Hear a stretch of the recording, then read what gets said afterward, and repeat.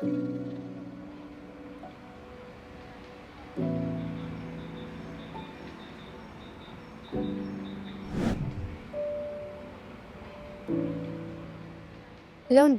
9h30, Lou appelle l'unité médico-judiciaire du CHU de Toulouse suite aux violences qu'elle a subies le week-end passé.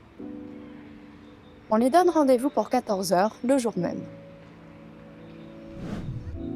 Bonjour, venez me traiter.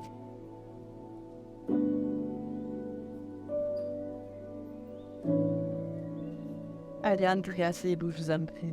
L'infirmière du service la reçoit.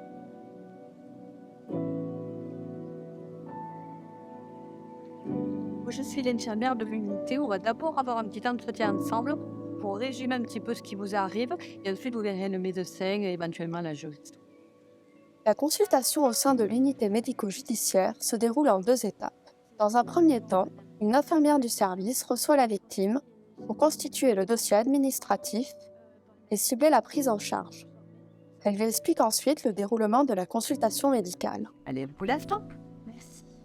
Restez là, le médecin va venir. D'accord, merci. Puis le médecin reçoit la victime lors d'un entretien médical.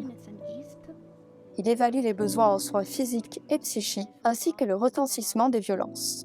Un examen physique peut être proposé à la victime à la recherche de lésions traumatiques, notamment sur la peau et de la sphère génitale. Cet examen est effectué uniquement avec le consentement de la victime. Il n'est pas douloureux et peut être interrompu à tout moment à la demande de cette dernière.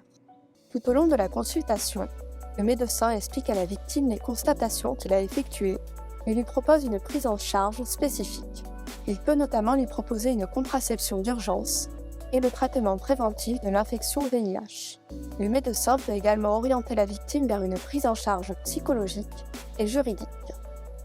Au décours de la consultation, un certificat médical est rédigé, contenant notamment les faits décrits par la victime et les constatations de l'examen. Ce certificat peut être utilisé dans le cadre d'un éventuel dépôt de plainte. En sortant de ce rendez-vous, Lou est rassurée. Elle a été écoutée.